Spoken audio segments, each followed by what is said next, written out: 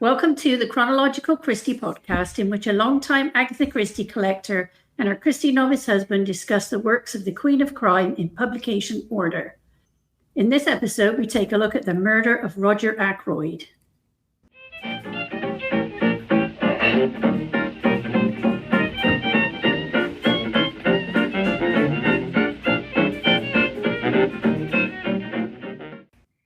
Welcome to the Chronological Christie podcast.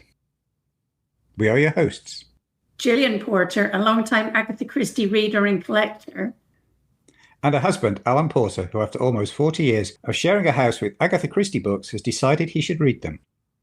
We'll be tackling the books in UK publication order as detailed on the official Agatha Christie website and sharing our thoughts on each from the viewpoint of someone familiar with them and someone reading them for the first time. So before we dive into the book itself, we thought it would be interesting to place it into the context of what was happening in the UK and the world at large when the book was published. So what was going on in 1926? Well, on world events, Robert H. Goddard launched the first liquid fuel rocket at Auburn, Massachusetts. Been there, right? We've definitely been to Massachusetts. I think we've been to Auburn, yeah. Isn't that where we went with the college, wasn't that? Yeah. We have been to the Goddard Space Center. Well, yes, in Maryland. Yes, we have. We haven't done this one. Explorer Richard E. Byrd and co-pilot Floyd Bennett claimed to be the first to fly over the North Pole in their Josephine Ford monoplane, having taken off from Spitsbergen, Norway, and returning 15 hours and 44 minutes later.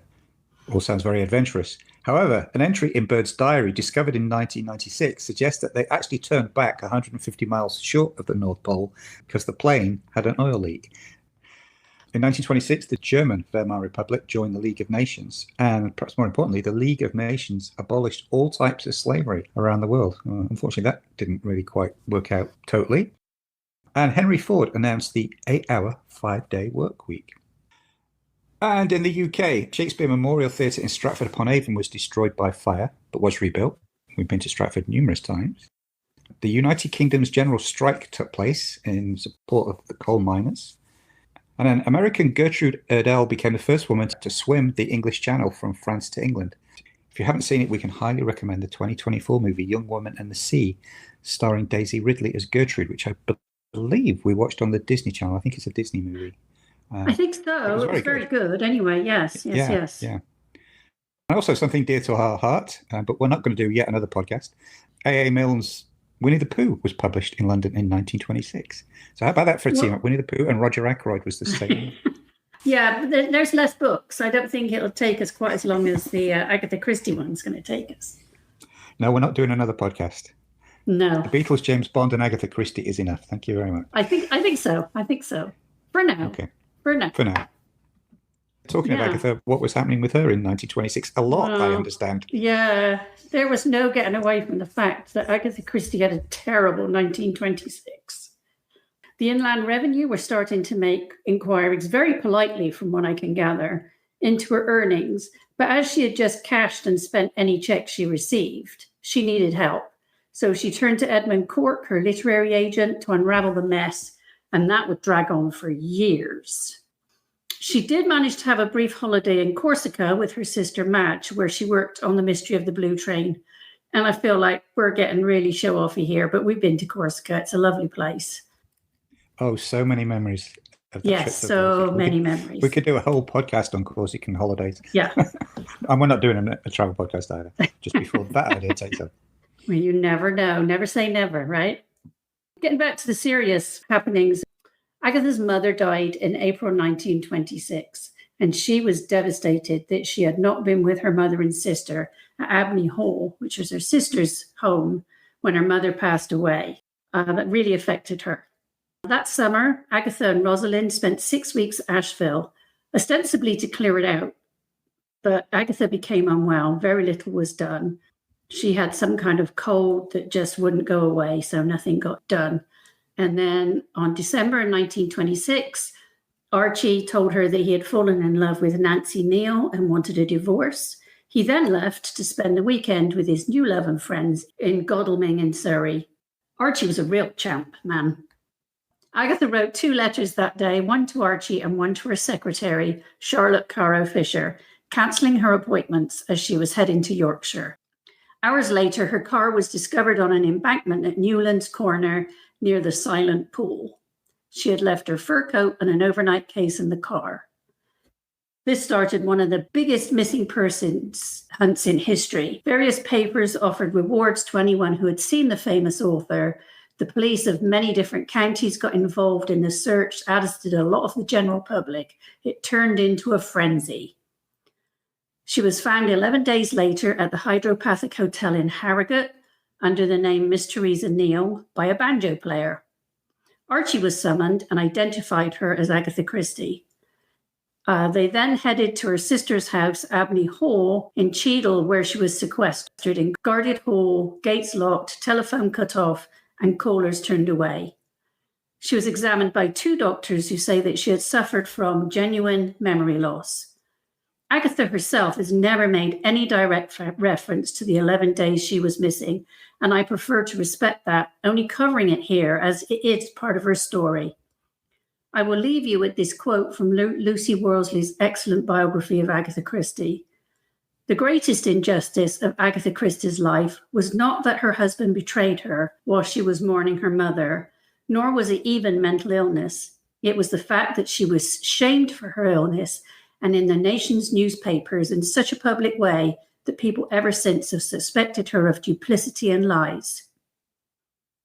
We will, however, at a later date be looking at the various books, TV shows, and movies about her disappearance as part of our new Agatha Adjacent Patreon exclusive podcast series. You know what I said about not starting another podcast series? Yeah, well, forget that, because we clearly are planning to, and actually by the time this comes out, hopefully the first episode will be out. More on the Patreon stuff as it comes out, folks. If we haven't already launched it and listened to it, we will be soon. Watch this space. And now I jumped in and took over the end of your piece. I'm going to carry on into mine. We will actually talk about the book. And as this podcast demonstrates, people are coming new to the works of Agatha Christie at any time and may not be familiar with the details of the stories under discussion. So this is the usual spoiler warning that we will be diving into plot and characters, as well as talking about who done it and why. And I would say with this book in particular, that's very important. So if you don't know who has done it, I'd highly recommend going and reading it before you listen to the rest of the podcast, because we are going to give away some major spoilers in this one. And with that said, let's dive into The Murder of Roger Ackroyd. Over to you, Jill, for the plot synopsis. Roger Ackroyd was a man who knew too much. He knew the woman he loved had poisoned her first husband. He knew someone was blackmailing her, and now he knew that she had taken her own life with a drug overdose. Soon the Evening Post would let him know who the mystery blackmailer was. But Ackroyd was dead before he'd finished reading it, stabbed through the neck, where he sat in the study. For further details, take a look at the Wikipedia page for The Murder of Roger Ackroyd. Details will be in the show notes. Okay, here's my thoughts. Thoughts on the plot. Even though I know who the murderer is, it's still a page-turner. Agatha, as she was developing her style, it was really lead into this superb plot. The story is tight with some good twists and turns along the way, with your classic locked room murder almost at the beginning. One thing I've always been mystified is why Poirot would ever want to grow marrows, horrid things, and unworthy of his intellect. What did you think, Alan? Poirot retiring and wanted to cultivate a garden in his retirement, I sort of get, but why the obsession with the marrows? Other than the fact he's an obsessive character. I don't know, because that tends to be a competitive thing. Didn't quite fit with his character, but she obviously had something in mind as to what was driving it, but I don't think that really came over. But it was fun, especially the thing of him throwing it over the fence and almost hitting the doctor. So, or wall or whatever. So back to the story. Yeah, I had an understanding just generally that this was the book that established Agatha Christie's reputation, just from reading other stuff, seeing other stuff over the years. And having read it, I can see why. This is what I was waiting for in terms of Agatha Christie. I think this was classic Christie, as I understand it, and I know I'm only really just getting into it. But, if you'd have asked me before we started this journey to describe a classic Christie story, I think this is what I would have said. A locked room murder mystery in an English country house where secrets get revealed along the way. It was straightforward, but very compelling plot, and I had to just keep reading it. I didn't want to put this one down. It became a bit of a running joke. I ended up reading it throughout a single day. I was picking it up at every opportunity. I just could not put it down and leave it alone. And I've started to learn about paying attention to all the small things and clues. Jill's been educating me on that, as you've probably heard on some of the other podcasts. And that paid off, but with one big exception, which obviously we'll talk about later. And what I liked this time was there was no exposition dumps this time. The narrative drove the plot very cleanly at the right pace from beginning to end. I could keep up with what was going on and who was who throughout. I really enjoyed it. I thought it was a great read, clearly. I think the setting helped. Well, sort of moving on to talking about the setting. I think the setting helped because I was sort of familiar with the setting. I grew up in an English village pretty much like that one described here. Church at the end of the lane, a big house, a couple of pubs, a lot of village gossip. In fact, I even still keep up with the village gossip via the Facebook page for the village. Still got friends that live there. And actually, according to some theories, the village I grew up in wasn't actually far from the village town that was supposedly Christie's inspiration for King's Abbots. I was immediately drawn to the residents of the village and the way they operated, and I think that's because it was so familiar. The same with Fernley Park. It reminded me of several large houses from that area. I think there was a lot of familiarity here that just made me feel very comfortable with the setting and the scene and the logistics of how things worked and visualizing the layout of the village, the murder scene in the house. And again, maps. I think the first time I came across the map, I sort of cheered to Nigel and like, wait, you did, yeah. There's two maps. That's even better. Unlike the earlier stories, I had absolutely no problem visualizing what was going on here in terms of people's movements, where various places were related to each other. And the overhearing the conversation from the bench thing actually worked this time around, unlike some of the others, unlike Murder on the Links, for instance. So great plot, totally understood and felt comfortable with the setting. What about you, Joe? What did you think about the setting? Well, I agree. Having grown up in England, I found it easy to picture the village and the big house a short walk away. I do wonder how readers who haven't experienced that visualize the locations unless, they can do it from TV or whatever. Maybe they've visited or they've already watched the shows. But yeah, I do wonder for some people how that comes across. I could imagine the leafy walk Caroline took and the archetypal perfect village with lots of secrets, I thought. It was great. What did you think about the characters, Alan? Well, I'm probably going to upset a few people here because I think the best thing Christie did with this story was exclude a character. And I'm talking about Hastings. It was a breath of fresh air not having him either narrate the book or be a character in it.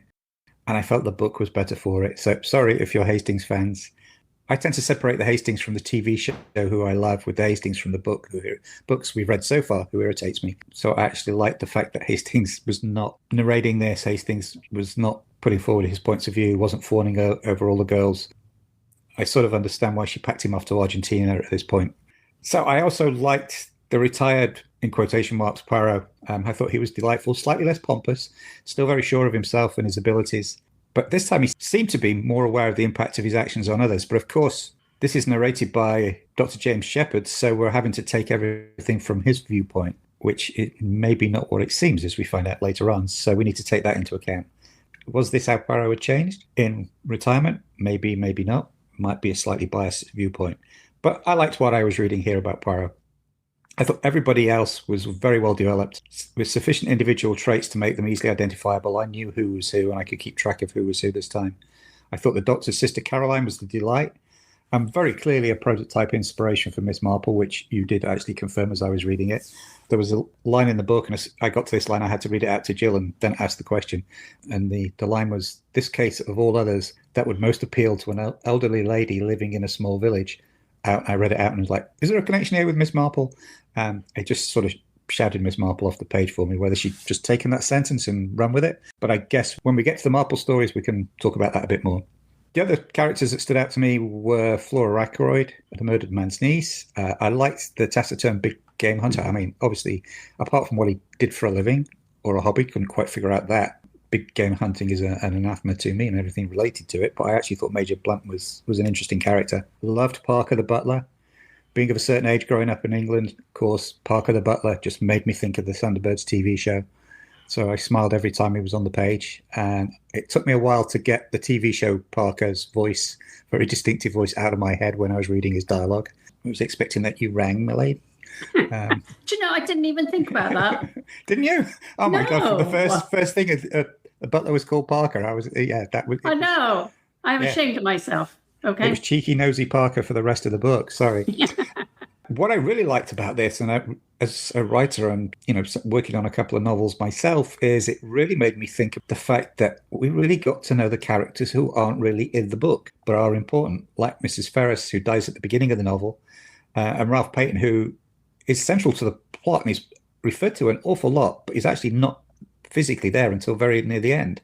But I felt I knew them just as well as all the other people we had been meeting. So I thought that was really well done. I'll talk more about the writing in a bit, but there wasn't any weak or background characters here. I think everybody had agency. Everybody had a role to play. I'm already gushing about this book and we're not even halfway through talking about it. Brilliantly done. Over to you. Okay, I thought, like you, I thought each character was beautifully defined. They all had angst and a backstory that was told through the story without those big knowledge dumps we've had in a few of our other books. They all felt very defined and real, apart from, for me, Dr. Shepherd. He was somewhat of a mystery, which was obviously the point.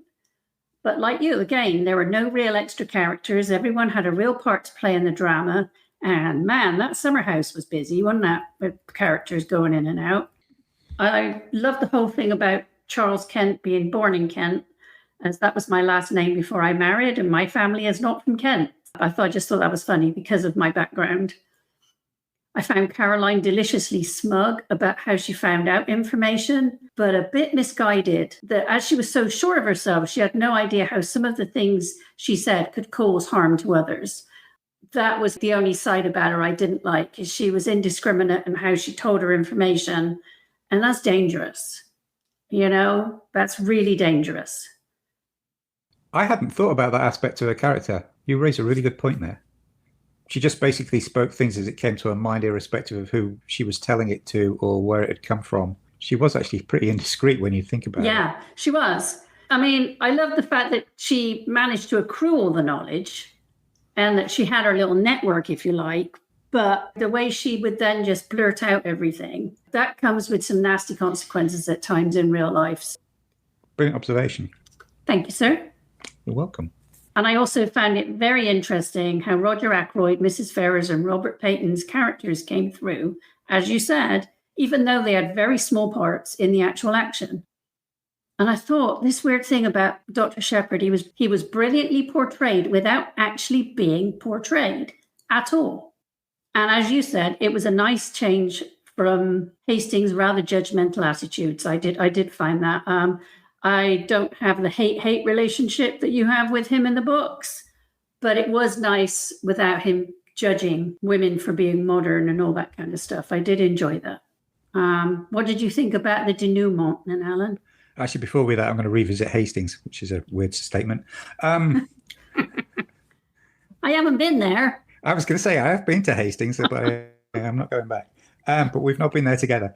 Captain Hastings. I don't hate Captain Hastings. I just find him irritating and a little ineffectual.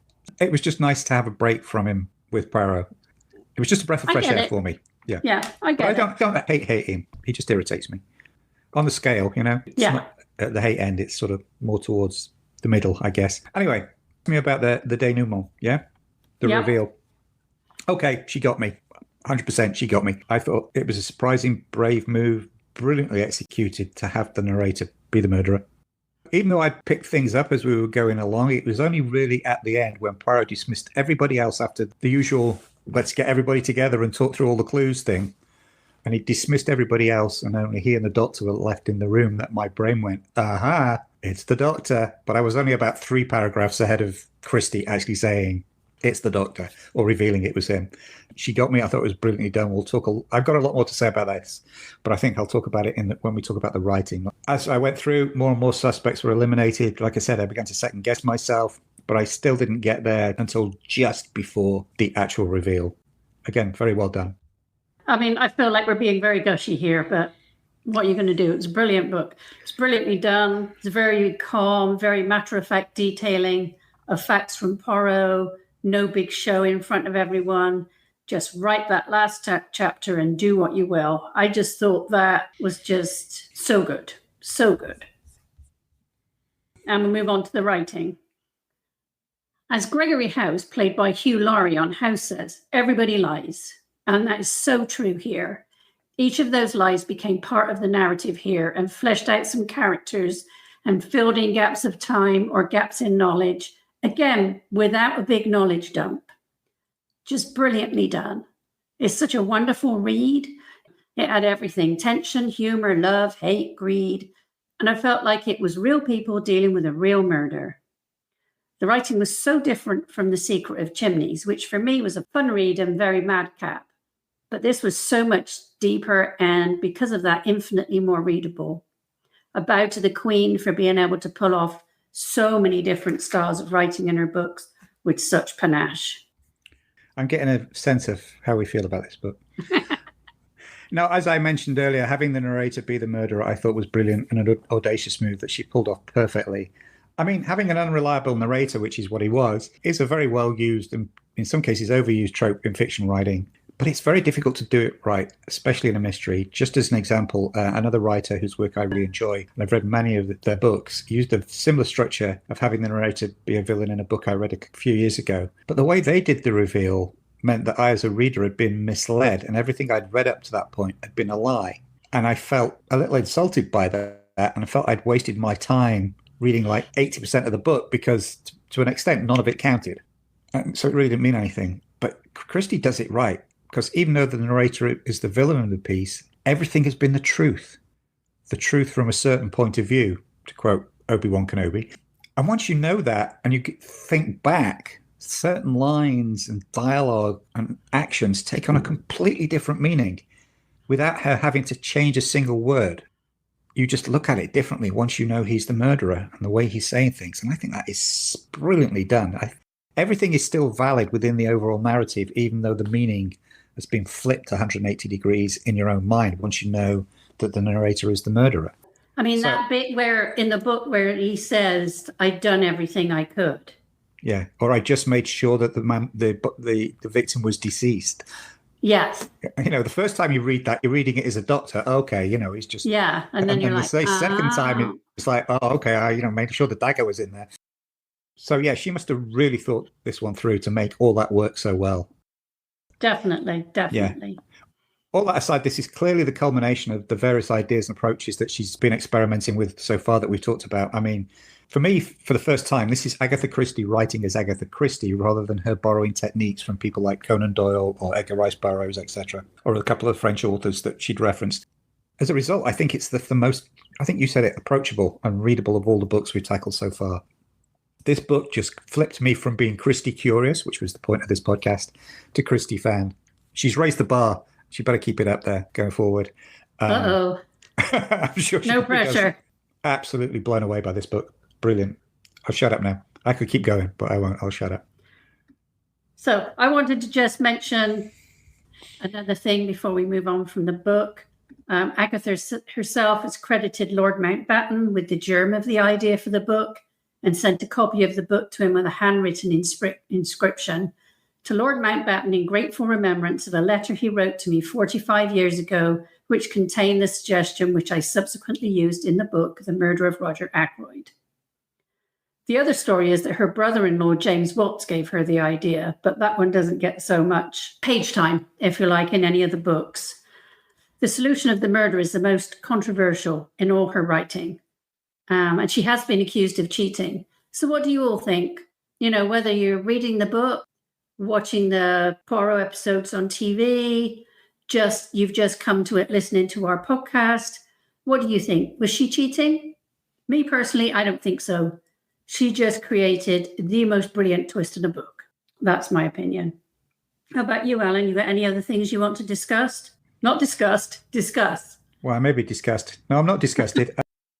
No real questions for me. Just a closing comment on the book itself. I know it's early days for me, but as far as I'm concerned, this must be an absolute classic of the mystery genre. In all the years I've been reading, it's very rare that I get a book that I'm just have to sit down and read the way I had to read this and then get blown away by the ending like I did with this one. So I think this was just, as you can probably tell from me gushing, a brilliantly constructed, planned, developed, written book and story. Love it. No questions, Your Honor. Okay, now we're going to talk about the adaptations. There are a lot. So be patient with us. There were 2 stage plays. So the book formed the basis of the earliest adaptation of any work of Christie's, when the play Alibi, adapted by Michael Morton, opened at the Princess of Wales Theatre in London on the 15th of May, 1928. It ran for 250 performances with Charles Laughton as Poirot. Laughton also starred in the Broadway run of the play, retitled The Fatal Alibi, which opened at the Booth Theatre on 8th February 1932. The American production was not as successful and closed after just 24 performances.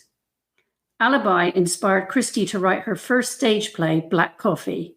Christie, with her dog Peter, attended the rehearsals of Alibi and found its novelty enjoyable. However, she was sufficiently irritated by the changes to the original to want to write a play of her own.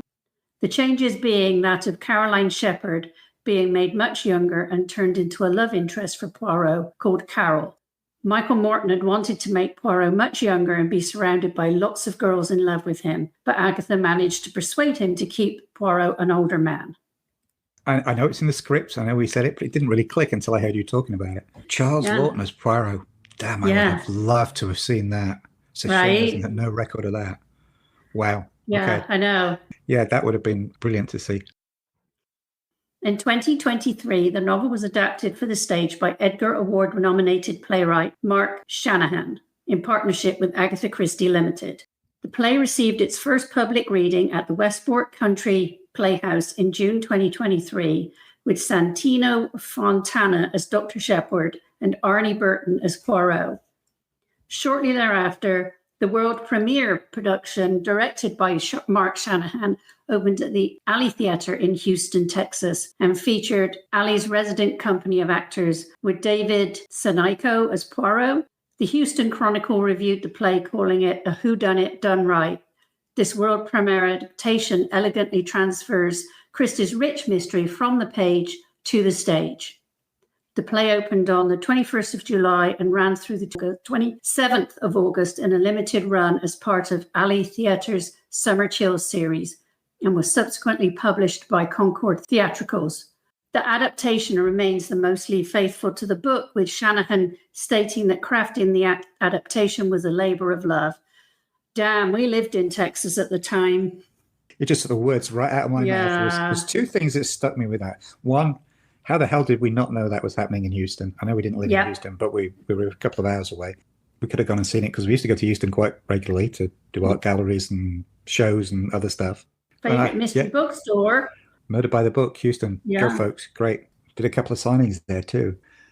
1, how did we not know it was on? And 2, only 2 years ago that there was actually a fully authorized faithful state adaptation. That blows my mind that it took that long. Oh, for the second one, I see what you mean. For the second one, yeah. Between, to go from, Charles Laughton playing Poirot to, the next one's 2 years ago. It's like, that's a hell of a from gap. 1928 to 2023 is, Yeah. I see what you mean, yeah. Why did it take so long? And then why the hell didn't we know about it? Talk about missed opportunity. Back to you. No problem. And then film. The play Alibi was turned into the first sound film based on a Christie work. Running 75 minutes, it was released on 28th of April 1931 by Twickenham Film Studios and produced by Julius S. Hagan. Austin Trevor played Poirot, a role he reprised later that year in the film adaptation of Christie's 1930 play Black Coffee. Alibi is considered to be a lost film. Sadly, it's not out there, which is a real shame because it would have been interesting to have seen it. But all the details about the film will be in the show note. Okay, I've talked long enough there, Alan. It's your turn. You can do a bit now. We'll move from the stage and the screen, or the big screen, to radio. Orson Welles adapted the novel as a 1-hour radio play, which was broadcast on the 12th of November 1939 as an episode of the Campbell Playhouse. Wells played both Dr. Shepherd and Poirot. The play was adapted by screenwriter Herman J. Mankiewicz, who Wells worked with on a regular basis. It was produced by Wells and John Houseman and directed by Wells. I think the only thing Wells didn't do was make the tea, by the sound of it. Maybe he did. The play is available on YouTube, and the link will be in the show notes. And I actually had a fun time listening to this. I do actually enjoy listening to some of these older 1930s, 40s radio shows when radio was really the major form of entertainment. in the home. So this was a fun adaptation. To me, it made just the right amount of trimming to plot and cast to make it work for that radio slot that he had. I know it says it's an hour long, but actually, when you sat and listened to it, by the time you took out all the sponsor messages, thank you, Campbell's Soup, pre and post story chats and setting it up, I guess there was probably only about 40 minutes of actual story time. I didn't time it, but that's what it felt like. It's a big story to condense into, 40, 45 minutes of actual radio dialogue. While there were some of the usual small changes to names, money amounts, etc., which I never quite understand, there was also some fun additional character additions, such as Caroline, played by Edna May Oliver, her constant mispronunciation of Poirot's name. I thought that was funny. They just kept that as a running gag all the way through. And then Dr. Shepard's ongoing worries about the fact that whether the bacon he was going to get was actually going to be hot or cold, again, became something of a running gag. I thought that was fun. And the way it moved around his plate or moved around the table or whatever. Yeah, that was quite funny. I will say, I felt the reveal was a bit anticlimactic, but maybe that's, and I know you and I don't necessarily agree with this. I thought the How I Did It monologue at the end really do much for me. But overall, I think the minimal cast did an absolute excellent job. One fun fact for me that was Roger Ackroyd was played by Alan Napier, which if you're of a certain age, he's the guy who played Alfred the Butler in the 1960s Batman TV show that starred Adam West. I thought Wells was excellent as Dr. Shepard, but his Poirot accent was terrible. It took me sometimes to figure out what he was saying, and I knew the dialogue from the book. Yeah, that was a little bit of a disappointment. I'm actually reading a biography of Wells at the moment as research for an upcoming unrelated book project, and sadly his turn as Poirot isn't mentioned in the biography at all. I would have loved to have read a few words on what his approach to playing Poirot was, but like I say, I enjoyed listening to it. It was a fun historical artifact. Go check it out, but I will say it did leave me with a strange craving for Campbell's chicken soup by the end of the hour. Were you craving soup? No, I was thinking of all those poor families that were being made to eat soup every dinner. No, I have a weird phobia about soup with weird lumps in. So, no, I did not want the soup. I agree with you. It was a fun adaptation if you ignore Orson Welles' terrible Belgian accent. Like you, I enjoyed the constant mispronunciation of Poirot's name by Edna May Oliver as Caroline Shepard. I thought that was great. And I thought allowing for radio, it was very well done. Some of the clues are quite visual, which is weird when they're written in a book. But I thought they got that underway quite nicely. And they even included part of Caroline's Mahjong party, which was also a fun chapter to read. I loved the Mahjong stuff. I will agree that How I Did It monologue was anticlimactic, but also it was brief. So that made it better. I felt it respected the source material, and I can always appreciate that. In fact, I think it was almost word for word for the final chapter called Apologia. I kind of went and picked the book up and was looking at it as it was listening to it, and it was pretty much word for word. Oh, sneaky. Yeah, I can be very sneaky, me. The novel was also adapted as a 90-minute radio play for BBC Radio 4, first broadcast on the 24th of December, 1987. John Moffat made the first of his many performances as Poirot. It was adapted by Michael Bakewell and produced by Enid Williams. The link will be in the show notes. And be careful, there are a couple out there where it actually cuts off early. The one we have in here doesn't, but the first one we tried to listen to cut off a bit early. So just be aware, if you go do your own searches, you might get into it, and then all of a sudden you get to the end and you're like, oh, you get to know who the murderer is, but you don't get that last part. So be careful. What did you think, Alan? Yeah, other than the fact that first one I listened to did actually cut off 2 minutes from the end and part way through the conversation between Poirot and Dr. Shepard just after Shepard's been revealed as the murderer, and I was like, ah! So I'm glad you found another version for us to listen to that actually had the last bit. Yeah, this really came over more as a full cast audiobook reading or a full cast play with some really good added sound effects, which actually made me realize I don't think the Wells one had sound effects, which is interesting. The main thing here was I couldn't figure out what had been cut because all the important dialogue seems to be there, word for word. Unlike you, I didn't sit there with the book, but from memory, all the characters were there. No characters had been cut out. It was very difficult to figure out what had been trimmed. I did spot a couple of actions that had been omitted, like Major Blunt being the first one to fish in the pond looking for what turned out to be the ring, and some of Shepard's observations were cut. There was no Mahjong game in this one, no arguments over bacon, things like that. I thought John Moffat's Poirot was effective, more subtle and underplayed performance, although I did hear the accent slip a couple of times. Overall, it's a very solid adaptation, just an hour and a half roundabout. But what gets me is going back to what was cut, because if the full unabridged audiobook is 6 hours and 54 minutes. So they got rid of yeah 4 to 5 hours worth of material. And I didn't feel like they'd cut hardly anything, because everything that you needed to know was in there, and it felt like it was straight out of the book. And the book doesn't feel padded, so I can't for the life of me figure out what that 5 hours of material that was missing. No, that's a lot. That is a lot. If you don't want to listen to a almost 7 hour unabridged audiobook version, I listen to, an hour and a half. Highly recommend this one, but make sure it is the full one and not the one that cuts out 2 minutes from the end. I thought this was the best adaptation out of all the ones we've watched and listened to. They weren't trying to force me to eat Campbell's chicken soup. I thought the voices were nice and distinctive, and John Moffat as Hercule Poirot was excellent, which I already knew as I have listened to some of the other adaptations in this series. I especially enjoyed Derek Guyler as Parker the butler. As soon as he came on, I could just picture the actor Derek Guyler wearing butler outfit and doing his butlery stuff. It just put a picture straight in my head. I think it stays very faithful to the book. I agree with you. It was very difficult at times to work out what had been cut. So I sat and had a long think, and I realized definitely the fishing, the wedding ring out of the pond, the Mahjong. I am never going to see that reenacted, and I will carry that disappointment with me always. And Mrs. Ackroyd's long meandering conversations, thankfully. That cuts out quite a lot, because her conversations took up quite a few pages at times. Yeah, but I don't think they were 5 hours long, though. No, I don't think so.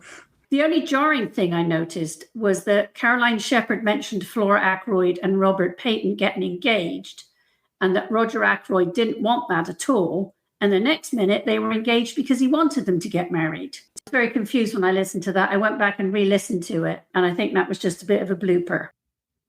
But now we're going to move on to television. The Murder of Roger Ackroyd was adapted as a 103-minute drama transmitted in the UK on ITV Sunday, 2nd of January 2000, as Season 7, Episode 1 of Agatha Christie's Poirot. Location took place in Castlecombe in Wiltshire. It's adapted by Clive Exton, directed by Andrew Grieve. Poirot comes out of retirement when his industrialist friend is brutally murdered a short while after a local widow who was suspected of killing her husband commits suicide. I go first. Well, I think they ruined it straight off by not having it narrated by Dr. Shepherd. But the more I thought about that, I don't know how you do that. The other adaptations we listened to were on the radio. And the more I think about it, I don't know how easy that would have been. But at least where they filmed it was authentic. It was an authentic old village. Castlecombe is one of our favourite places. As we talked about earlier, I grew up not far from there. We used to go on outings there now and then as a family. And then Alan and I would go when we could. And that local pub has delicious food. But anyway, back to the show. That was my advert, okay?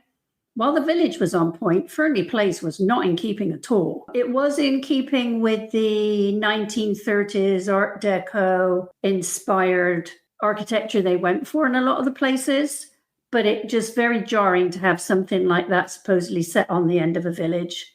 And my other complaint with that is it didn't have the little door to cut that part of the house off for Roger Ackroyd. It was set back, but in the book he talks about how he liked having that because it was private, and that didn't come across in that either. That wasn't in the play either, Ellen, that the audio book. Oh, well, the thing about the fact that he basically had his own wing of his study and his bedroom. Because he liked to be private, that could be cut off from the rest of the house. Okay, yeah, because it is such an important plot point. It's interesting that both the radio... Yeah, you're right, it wasn't in the radio show or the TV. And while we were watching this, we both commented at the same time that the display case the silver was kept in was definitely IKEA, as we have two of them in our house. And also the fact that in the book, Dr. Shepherd describes hearing something being dropped. So I pictured it as a rectangular, almost like a table with a glass container on the top with all the tchotchkes in it, rather than a IKEA thing. You can't slam those doors too hard because it's a magnet. So you get rid of that sound that he heard. So I thought that was a bit odd. I don't think there was a lot of IKEAs in 1936. Either. Exactly. I wish they had really thought about adding in the murder of the butler, as that seemed unnecessary. But it did go with the theme of veering very far from the book. You know, I mean, what was that factory? And that steam being let off at odd points. Very poor design, I would say there. And what an ending. I'd thought some of the chase scenes before from the short stories were bad enough, but this was just ridiculous and very anticlimactic. I thought that was a real shame. I didn't have a problem with cutting a few characters out so that they could add in Jap. Jap and Poirot reuniting was delightfully awkward. That whole thing, do we hug? Do we shake hands? What do we do? That was brilliant. That was absolutely brilliant. And their scenes together made up for all the rest for me. Again, I really wish we had got to meet Mrs. Gannett and her pung and her low Maoyongs that everybody disapproved of. We didn't really get enough of Caroline with all her pronouncements either, and her, you know, which I think was a detriment to the show because she was excellent. As you can guess, I didn't like this one very much. I had forgotten how bad I thought it was. And I was thinking, oh, you could make such a great show from such a great book, but I guess I know nothing. How about you, Alan? Like you, I did wonder how they were going to pull off the narrator as the murderer aspect. And I guess the easy answer to that is they didn't, because they made Poirot the narrator. And that really gave things away as things progressed, because it very quickly became obvious that only one person had witnessed all the things that were in that journal, and that it was the doctor. The tone of the language used in the journal was so different from the doctor that it didn't ring true, which again was not in the book. I don't know if the production was trying to hint at him being bipolar or schizophrenic or something like that by having these two distinct voices between the journal and him as an individual. I think if they were going to do that, I think they should have made some hints in his actions as well to sort of reinforce the point, because otherwise it just, I don't know, it seemed off. Really, the main thing for me is making him have this sort of split personality, you know, the good side and the dark side, the light side and the dark side, or whatever you want to call it. Missed the whole point of the book. And for me, the whole point of this Christie story and what makes it so powerful is that realization that even the most normal seeming and trusted person, like the country doctor in the village, somebody everybody trusts with their most intimate secrets, can harbor the means within them to commit evil. For me, that was the whole point of the book. And by making the doctor in this schizophrenic, outwardly he's this nice guy who things, but inwardly he's got all this seething bitter and anger and horrible ways of talking and describing people, and this split personality just completely, to me, it just undermined the whole point of the book. I think they missed the point of the book. I agree with you. You mentioned earlier about clues. Boy, there was no hinting at things and letting you figure this out as an audience. The narrative was heavily front-loaded with clues. And just the way the camera kept zooming in on clues and showing them in close-up, they might as well have had an on-screen graphic in big letters that said, clue, look at this, clue, because it was so obvious. I mean, the bit with the tear in the maid's apron, you know, they literally zoomed. Oh my gosh, yeah. You know, have her in shot with a torn apron. We have the shot of Poirot pulling the cloth off the summer house. I'm intelligent enough to go, oh, that might have been, you know, from the maid, but to sort of literally zoom in on it from across the room, I thought was, yeah. And there was a couple of other instances, the dagger as well in the display cabinet. They zoomed in on the dagger, and it was like, yeah, I get it. You don't need to beat me over the head with it. So I didn't like that. As you said, the murder of the poor butler was completely unnecessary from both a plot and character perspective. I liked Parker, this version of Parker. I think they could have used more of him complaining about being left out of the will. That was an interesting point. I hadn't thought about it in the book. But when he's in the pub saying, well, everybody else is getting out something, but I'm not, I'm like, no, you were left out. That's interesting. I think they could have played with that much more, built a bit of mystery and tension around him rather than just have him run over with a rover. Yeah, that just was stupid. I talked about this earlier. Caroline Shepherd was definitely a standout character from the book, and she was woefully underutilized here, as you said. I must admit, I thought she was going to be the one to bring her brother to justice once she found the journal in the car glove box and started flicking through it. And she picked up the gun and thought, oh, make the ending different. She's going to be the one to bring him in. But no. Disappointing, right? Yeah. But I sort of did like the way that Poirot tricked the doctor into starting to monologue, during which he admitted his guilt and the sort of the evil side kept coming out more and more as he kept monologuing. So I sort of liked that. I thought that was pretty way. I thought that was pretty good. Again, the step-by-step, how is this is how I did sequence, was a little insulting. You know, the best storytelling technique respects the intelligence of your audience. We don't need our hands holding like that. We don't need to be slapped across the face like, look, here's a clue.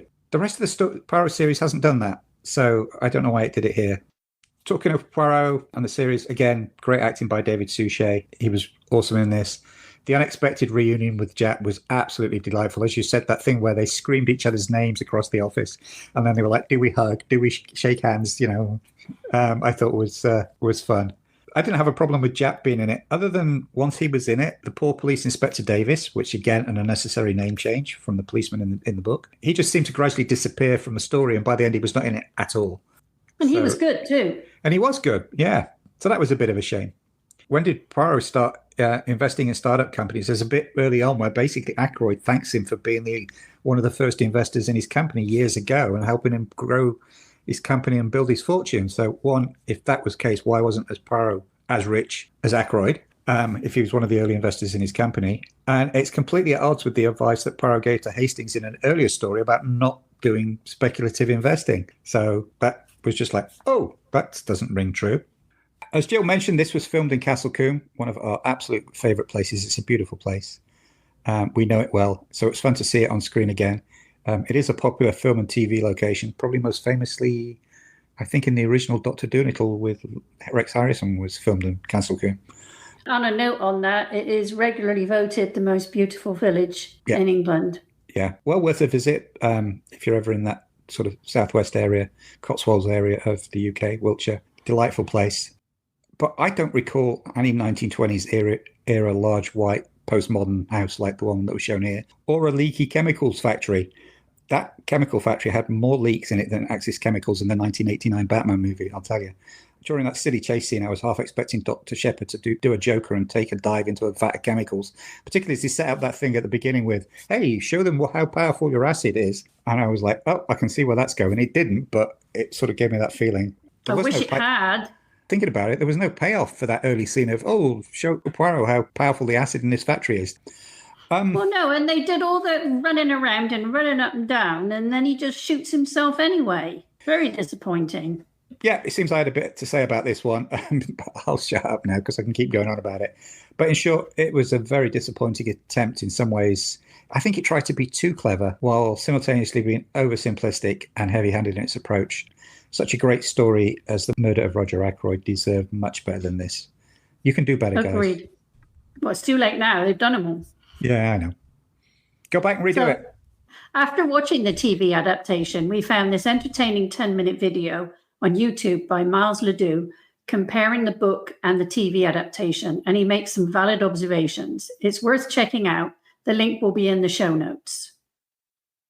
The Murder of Roger Ackroyd was also adapted as a 190-minute drama transmitted in Japan on Fuji Television in 2018 as a special drama under the title of The Murder of Ackroyd. The Japanese, I cannot pronounce that. So go on. I was waiting for you to try that one. It is on YouTube, but we couldn't find a complete copy with English subtitles. If you know of one, please send it our way, as Poirot looks amazing in the 1-minute trailer we watched. The link will be in the show notes. I will say the link will be for the trailer, and it was only a minute long, but there's a lot packed into that minute. I recognise most of the characters, several important plot points from it, and it looks like the cast were having an absolute ball with it. It looked a lot of fun. So yeah, I'd like to try and track down a full-length version and watch it, even if it doesn't have subtitles, because I think just based on that trailer and knowledge of the story, I think we could pretty much follow along with it. I think so. Yeah, I mean, I thought I may not have known what they were saying, as you said, but it looked fun. And the actor playing Poirot, while quite young, looked excellent. They all did. It looked great. Yeah, I'd love to watch it. Yeah. Love to try and find a version of that. If anybody knows where there is one, streaming or whatever, just please let us know. Apparently, there's also, I'm going to butcher this one. Woohoo. Nedudach Poirot. Poirot. Nudaka Poirot, which doesn't sound very Russian. My pronunciation is terrible. Anyway, it was a 5-episode Russian TV series adaptation of The Murder of Roger Ackroyd that was broadcast in 2022. And I did find one reference, and only one, that said it may have been released in Canada with an English dub. But I haven't been able to confirm that. I have not found a link to it looking around, other than the little bits of information on IMDb. But again, if anybody knows where that is, particularly if there is an English dubbed version, I would love to see that again, so we could talk about both the Japanese and the Russian versions in one of our upcoming Q&A episodes, maybe. That'd be good, wouldn't it? Yeah. There was a graphic novel of this. It was released by HarperCollins in 2007. It was adapted and illustrated by Bruno Lachard, and this was translated from the edition first published in France by Manuel Prost Editions, and that was in 2004 under the title Le Murder of Roger Ackroyd. This is another limited print run and is selling for $80 to $90, so we will not be reviewing it. Slightly different recommendation here. It's not an adaptation, but a recommendation for another podcast. There is a podcast I really enjoy called the Curiously Specific Bookclub. They take well-known novels and pretty much try and figure out the geography of where the story took place and literally try and track down the exact places as close to them as the author got as to where the action took place. And they've done one for the Murder of Roger Ackroyd, in fact, split into 2 episodes. And in that, they go with the theory that it's all based pretty much around, and you said the name of the place, was it Abney Hall, where her sister lived.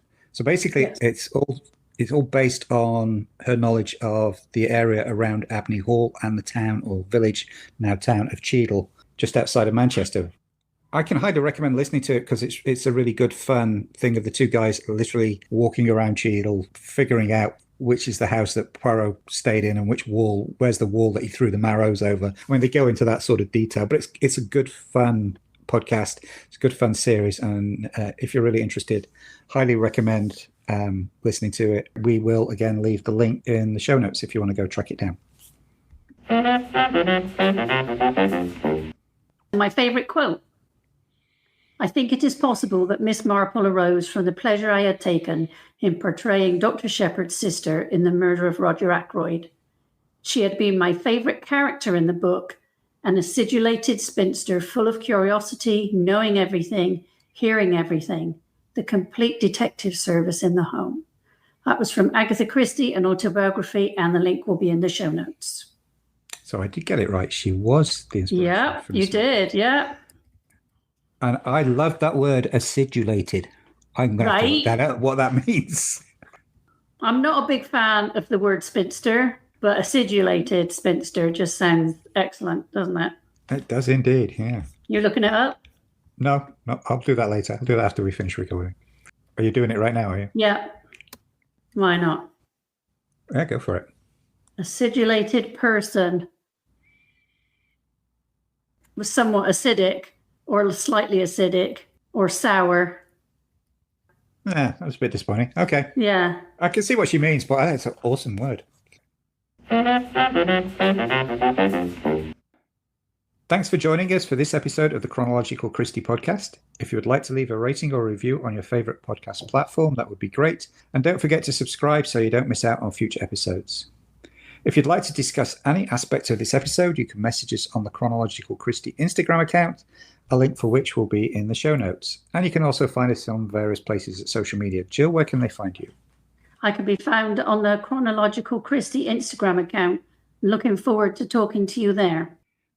And I can be found on most social media platforms by searching for @AlanJPorter or via my author's website at alanjporter.com. If you want to keep up with our various writing projects, you can sign up for our free bi-weekly newsletter at alanjporter.substack.com. And I do actually just want to say a thank you to those folks who have reached out, sent us notes on various social media platforms, and questions we'd had, or just got into very friendly exchanges and discussions online. I really appreciate the amount of interest we're getting in this podcast series and the community that's been built around it. Thank you very much for everybody who's been involved and given us feedback. Ditto. The books discussed on this podcast can be found on a dedicated Chronological Christie section of our online bookstore at bookshop.org. The link will also be in the show notes.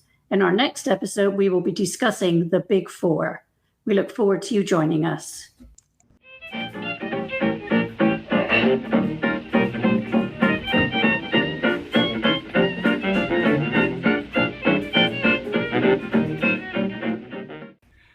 The music used in this episode was extracted from I'm Somebody Somebody Now by the Joe Venuti Orchestra and is a public domain recording. The Chronological Christie podcast is a production of Megrin Entertainment, a division of 4J's Group, LLC.